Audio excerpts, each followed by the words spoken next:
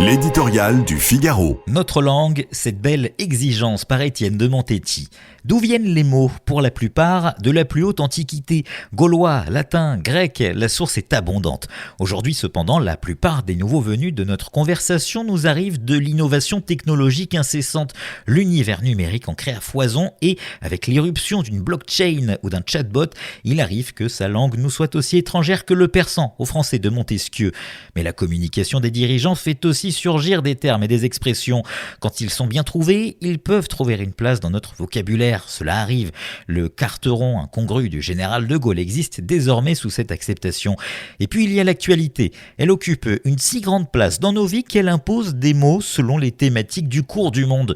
Selon le sommaire du jour, le vocabulaire policier, judiciaire ou médical fait les gros titres. Et nous nous surprenons régulièrement à parler de cold case, d'exécution provisoire ou de comorbidité avec l'aisance d'un expert. C'est ainsi, la langue d'un peuple est un corps vivant qui évolue, grandit, se transforme. Des mots naissent, d'autres disparaissent, soit par désuétude, soit parce que, apparus avec une mode, ils retournent au néant, avec la tendance à laquelle ils devaient leur existence.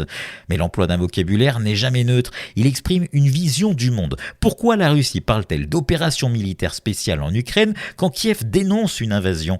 Dans un autre registre, l'expression « mourir dans la dignité » résume-t-elle ce que représente l'euthanasie d'un être humain?